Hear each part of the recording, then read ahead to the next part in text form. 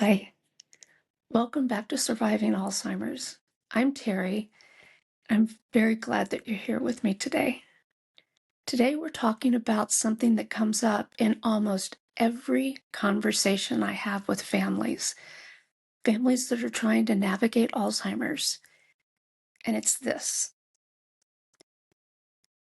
how do I make treatment decisions when you're a person of faith?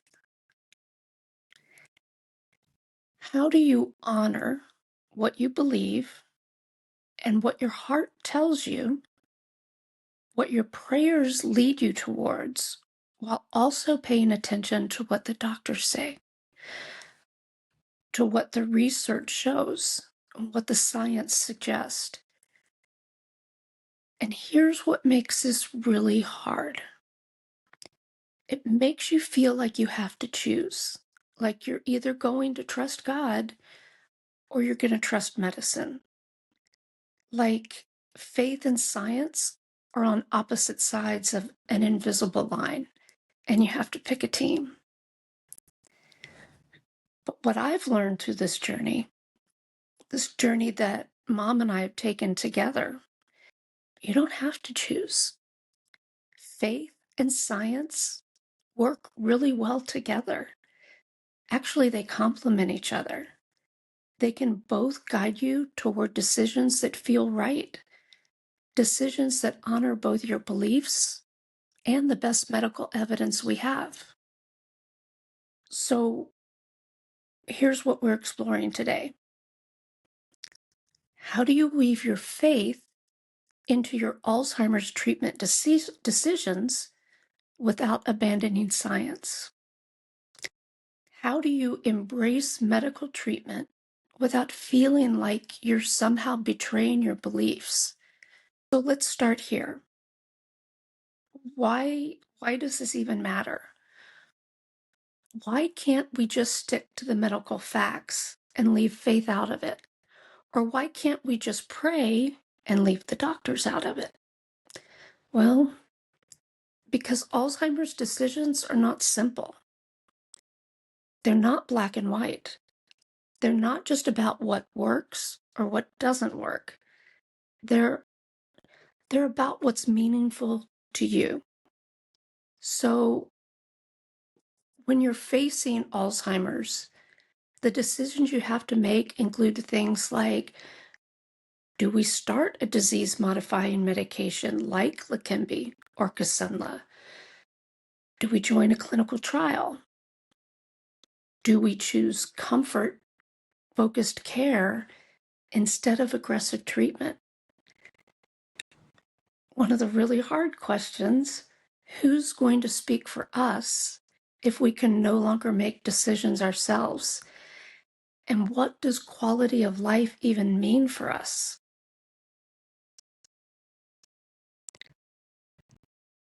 These aren't just medical questions, they're values questions.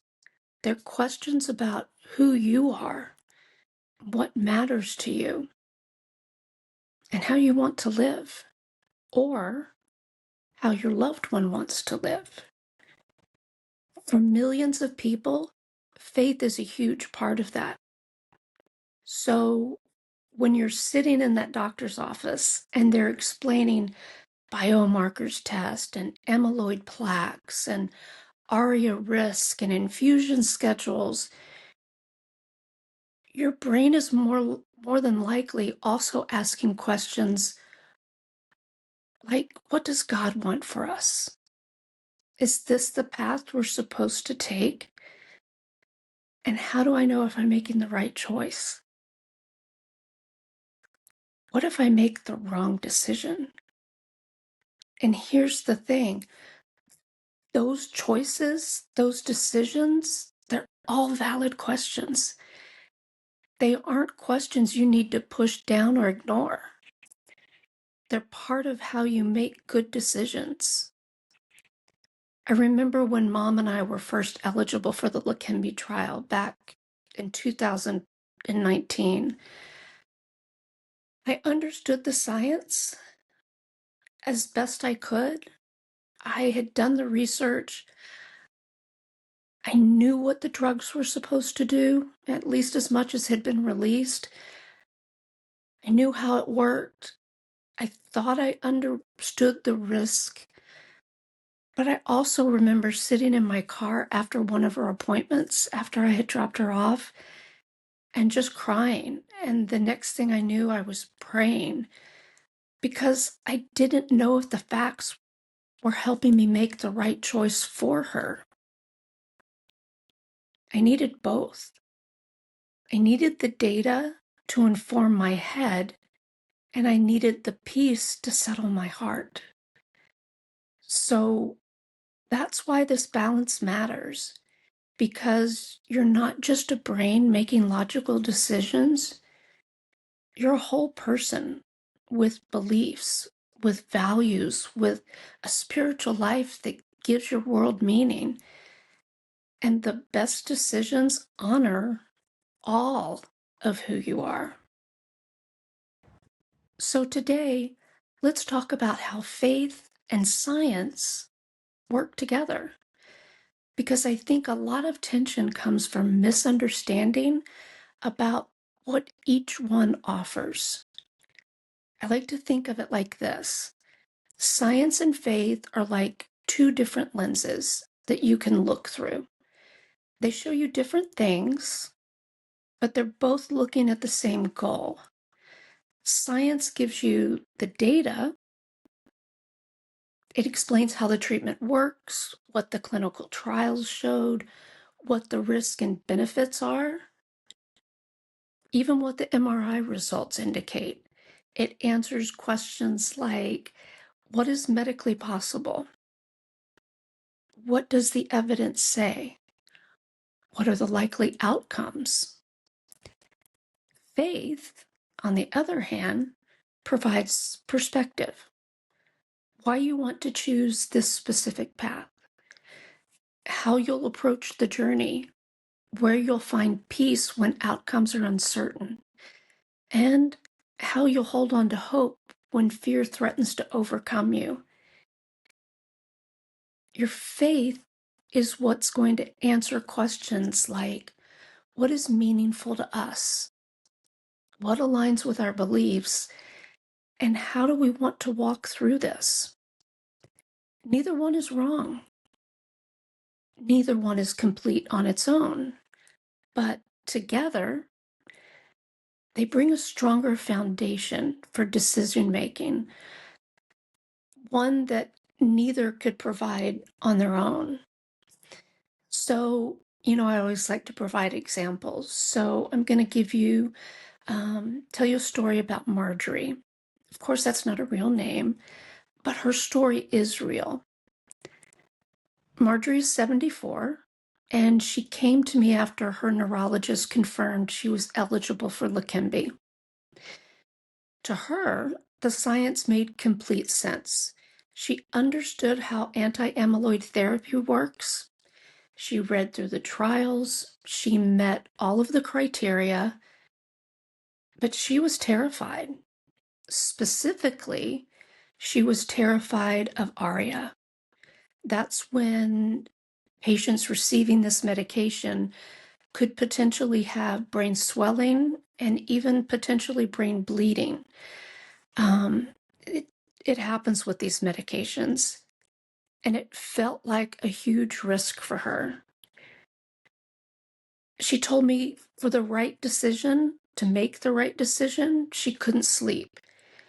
She kept praying for clarity, asking for a sign from God that was making her and helping her make this decision. And then out of nowhere, and this is the part that I love because of the synchronicities involved, one Sunday at church, she met another woman whose husband had already started on Leqembi. They talked for an hour after the service. They talked about his experience, about the monitoring process, and about how their family made the decision. They talked about his small improvements.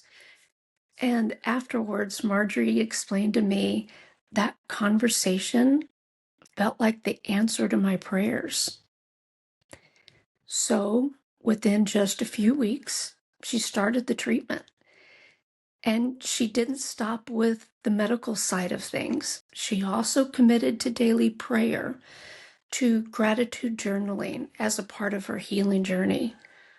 On infusion days, she likes to bring her prayer book. And when she's waiting for the MRI results, she meditates. She told me, for me, it's not either or. God gave me doctors. God gave me this medicine and brilliant researchers. But God also gives us peace that helps passing the understanding. She needs both. This is what I mean. 2 lenses, 1 goal. Science told Marjorie what Leqembi could do and how it works, but her faith told her why it was the right choice for her and how to walk that journey. How to walk that journey with peace. Both mattered. Both guided her. Both were essential to her decision. And here's the beautiful part. When you bring both perspectives to the table, you're not compromising either one. You're actually honoring both more fully. Okay, so here's the part where I want to take a little detour and talk about something that I shared in last week's blog and on the podcast. Quantum healing meditations, because this is the perfect example of how science and spirit can work together in really practical ways. Quantum healing meditations are guided practices that blend neuroscience, quantum physics principles, and science, along with science wisdom to support healing at the deepest levels. Now, I know when you hear terms like quantum physics, it can sound a little woo-woo, but stay with me for a little bit, because the science here is real. These meditations don't replace medical treatment, they complement it. So when you're sitting in the infusion chair every 2 weeks, when you're anxious about the next MRI, or when you're worried about what tomorrow will bring, these practices provide you a tool to calm your nervous system. It helps you reduce stress and activate your body's natural healing responses. And here's where the science comes in. We know this is measurable, and it's documented in research that stress hormones like cortisol interfere with healing. They increase inflammation, they suppress the immune system, and they make things harder. Meditation, prayer, intentional breathing practices, these help to lower cortisol. They reduce inflammation. They support immune function. And that's not just spiritual, it's biological. It's real. But, and this is super important, these practices also offer something science can't fully quantify. It's the peace, the connection, and hope. It's the felt sense that you're not alone in this journey. I've created quantum healing meditations specifically for Alzheimer's patients and caregivers. And what I hear from people who use them is, I feel calmer, I feel more hopeful, and I feel like I can handle this. That matters. That's not just nice to have, that's essential. Because here's the truth. You can have the best medical treatment on the planet. But if you're living in a state of constant stress, with fear and anxiety, your body can't heal as well. your mind can't find peace and your spirit suffers.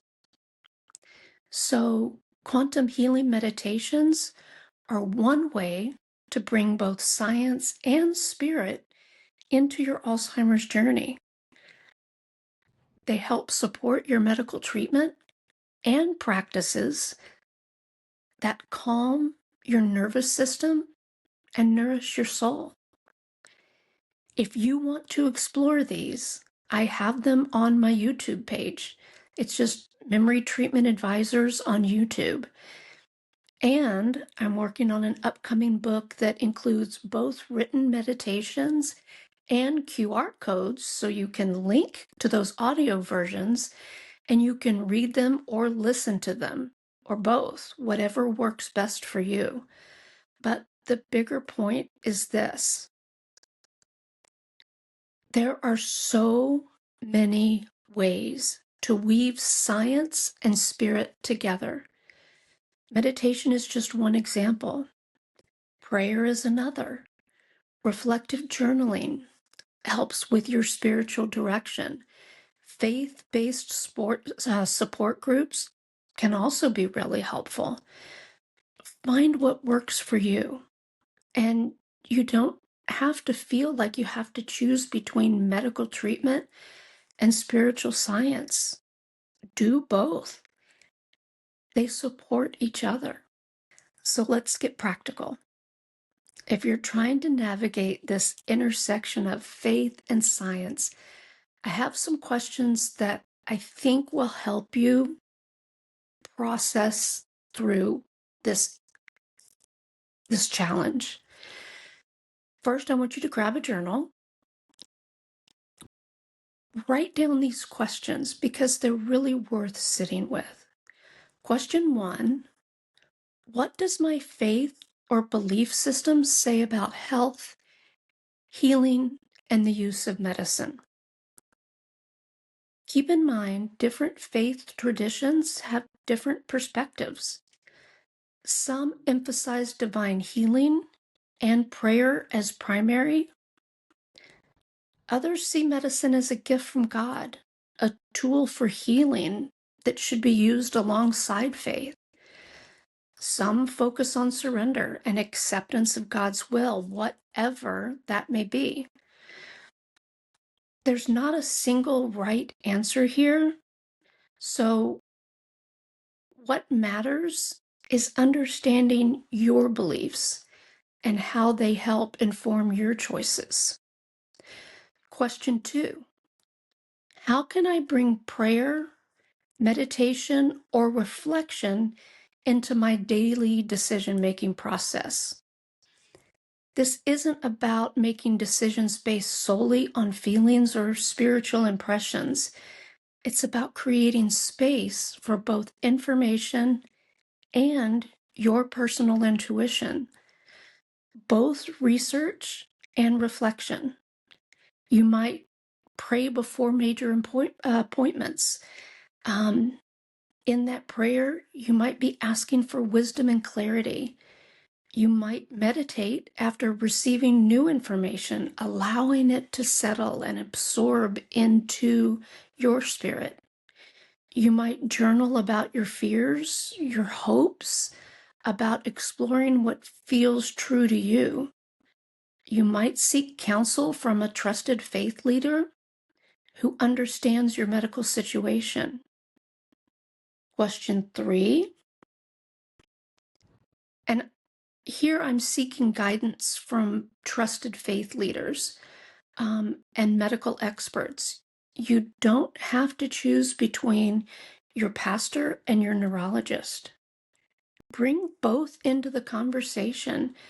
Many faith leaders are comfortable discussing medical decisions and can help you think through how your beliefs apply. Most doctors, and I would say the vast majority of doctors, when approached respectfully, are open to understanding how faith influences your choices. So I want to share a story about David and Ruth. David was 68 when he was invited to join a clinical trial. The science, everything on paper, was very compelling. The early results showed significant cognitive improvements. But Ruth was really hesitant, not because she doubted the science, but because she believed God would guide them to the right decision. And she wanted to make sure they were actually listening. She explained to me that she didn't want to rush into something just because it sounded good. Lots of things sound good on paper. So she wanted to know it was right for both of them. Ruth explained that they spent a weekend away at their lake house.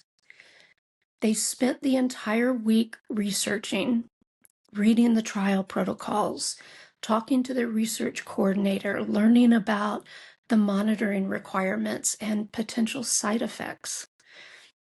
Then together, they met with their doctor. Ruth explained the science answered our heads. It gave us the facts we needed to understand what we were considering. The prayer answered our hearts. It gave us the peace we needed to say yes. David did enroll in the trial, and Ruth says her faith continues to steady her when the fear creeps in. When they're wanting test results or when David has had a bad day, it also helps when she wonders if they made the right choice. She just has to remind herself, we prayed, we did the research, and we felt the peace. And that has to be enough. The outcome is in God's hands. We did our part. We did the work. And this brings me to question 4, which to me is the most important of all of the questions. Question 4. What would help me feel at peace with my choice, even if the outcome is uncertain? Because here's the reality. In Alzheimer's care, there are no guarantees. Treatments might work beautifully, or they might not work at all. Clinical trials show great promise, or they show nothing at all. Faith does not eliminate uncertainty, but it does provide a foundation to stand on when everything feels shaky. So, what would you need spiritually, emotionally, to feel at peace with your decision, regardless of how it turns out? That's worth knowing. That's worth figuring out. Okay, so we're in the home stretch here. I want to give you some really practical strategies for integrating faith and science in your Alzheimer's care. These are things that real families have told me work. They're things that I've used myself. So, strategy number 1, pray or meditate before major appointments. Start your day with whatever spiritual practice grounds you. Ask for wisdom, ask for discernment, and for peace. Write down your questions and your intentions. Walk into that appointment knowing you've already invited your faith into the process. So, strategy 2, tell your doctor about your faith and how much it matters to you. You could say something like, my faith is important to me. I want to make sure that my decisions honor both medical evidence and my beliefs. Ask your physician or your clinician, can we talk about these two things and how they work together? Most doctors, the vast majority of doctors, will respect this.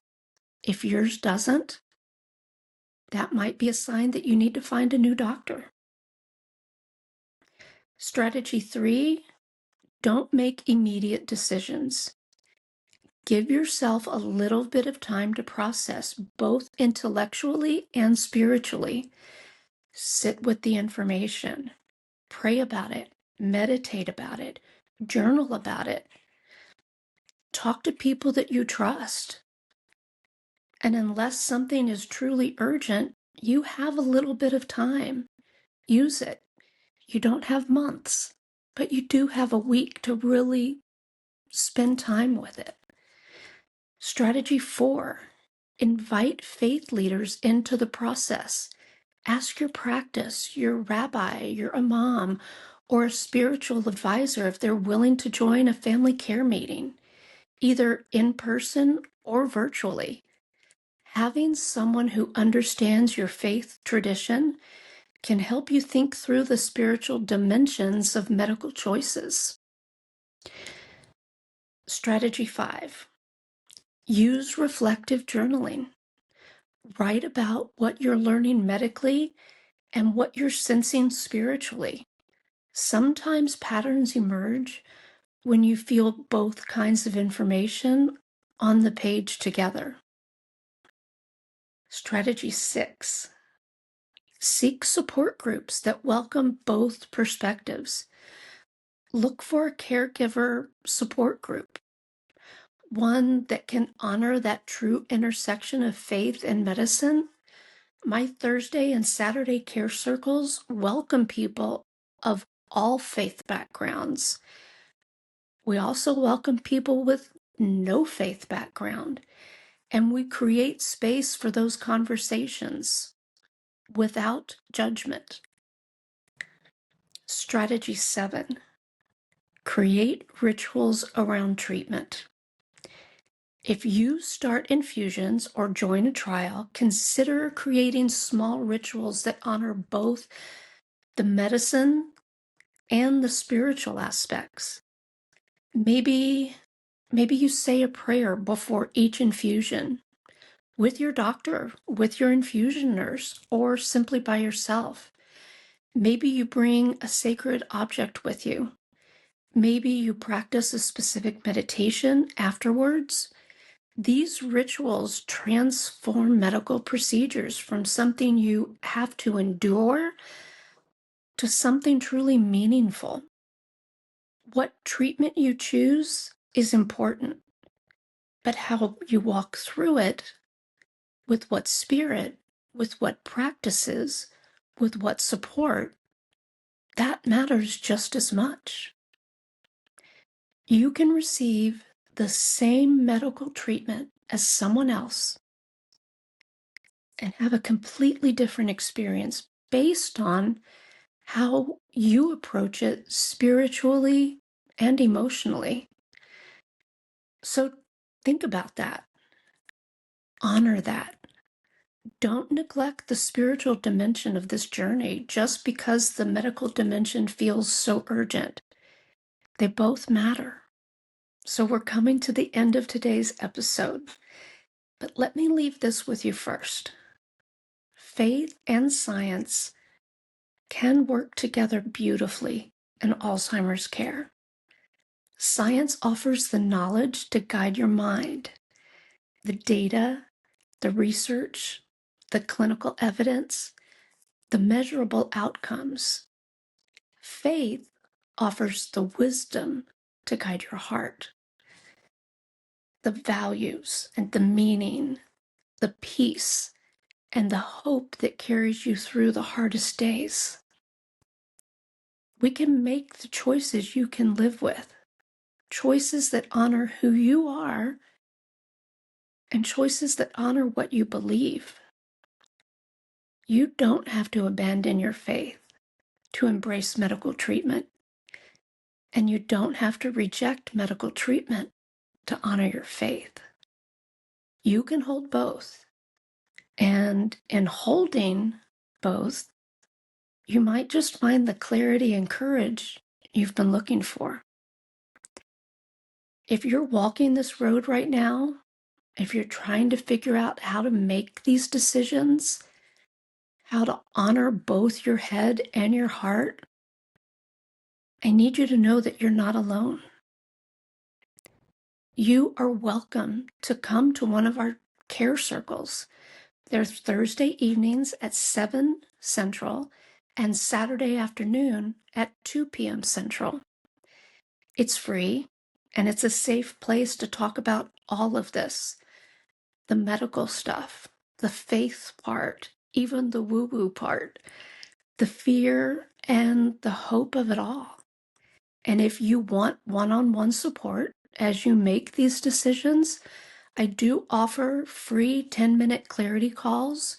You can book that on my website. It's memorytreatmentadvisors.com. Just click on the schedule button and give me a call, and we'll schedule that.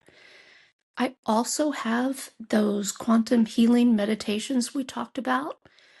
They're designed specifically for Alzheimer's patients and their caregivers. They're on YouTube and they're on my YouTube site. Thank you for being here.